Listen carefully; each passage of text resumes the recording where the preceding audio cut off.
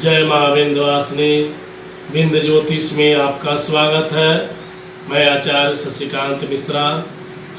आज हम लोग जानेंगे इस पितृपक्ष में जन्म कुंडली के अनुसार ज्योतिष में एक महत्वपूर्ण योग के बारे में, जिसका नाम है पितृदोष। और यह दोष जन्म कुंडली में किस प्रकार बनता है और इस दोष के कारण क्या क्या जीवन में घटनाएं घटित होती हैं और इस पितृदोष के निवारण का क्या उपाय है।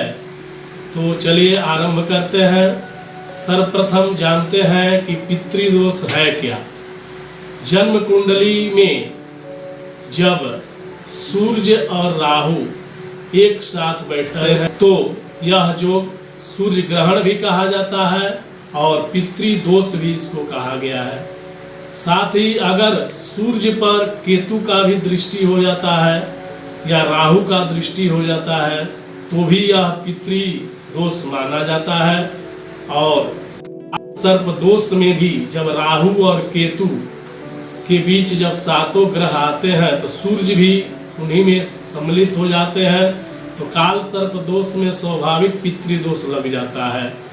जन्म कुंडली में सूर्य राहु की युक्ति से पितृदोष बनता है और पितृदोष के कारण जीवन में अपजस, बाधा, संघर्ष, भाग्योदय में विलंब, व्यक्ति कितना भी परिश्रम करता है और वह सफलता से थोड़े थोड़े के लिए पीछे रह जाता है और उसके जीवन में व्यर्थ का भागदौड़ लगा रहता है।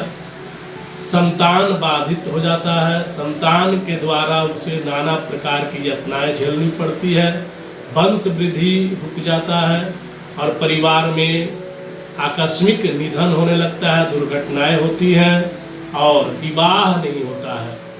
पितृदोष में अधिकतर देखा गया है कि उन लोगों के घर में विवाह शादी में बहुत ही विलंब होता है।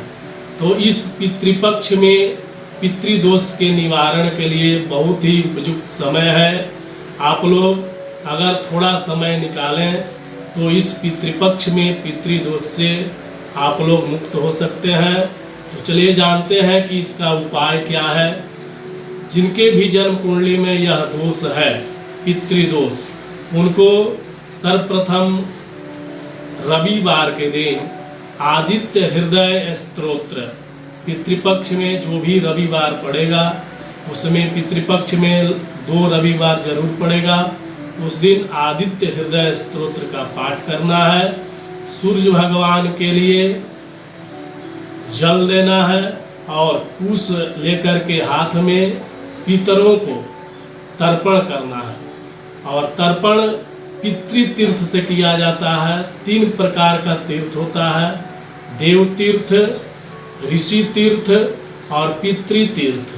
तो आप लोग जो पितृतीर्थ से देंगे वो देखेंगे दाहिने हाथ का अंगूठा और तर्जनी के बीच का जो भाग होता है, इसमें कुशा रख करके, जौ तिल रख करके, उजला पुष्प रख करके और जल का अंजलि लेकर के अपने पितरों को इस प्रकार से आप लोग निवेदित करें, जल का तर्पण दें। और पितृ स्तोत्र का पाठ होता है, वह बाजार में पुस्तक, जहाँ पे धार्मिक पुस्तक उपलब्ध है वहाँ पर आप जाएंगे तो पितृ स्तोत्र मिलता है, उसका आप लोग पाठ जरूर करें। और पितरों के लिए उस दिन अमावस्या को आप लोग गंगा स्नान या तीर्थ स्नान करके और ब्राह्मण को भोजन कराएं और जितना हो सके उस दिन पंचबलि निकालें। गौग्रास, काकबलि, स्वानबलि और चिट्टी के लिए और देवादिदेव अग्नि के लिए ये 5 बलि निकालने से पितर संतुष्ट होंगे।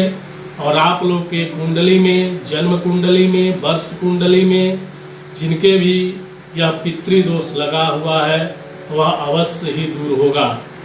पितृदोष के निवारण के लिए त्रिपिंडी श्राद्ध और नारायण बलि का भी उल्लेख किया गया है।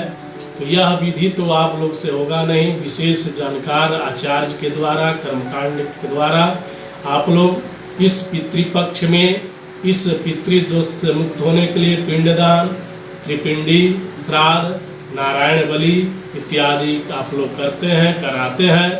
तो अवश्य ही इस पितृपक्ष में आप लोगों को पितृदोष से मुक्ति मिल जाएगी और पितर लोग आप लोग पर प्रसन्न हो जाएंगे और प्रसन्न होने से सभी जीवन की बाधाएं और दुख, दारिद्र, कष्ट दूर होंगे। इसी कामना के साथ जय माँ भगवती, जय माँ।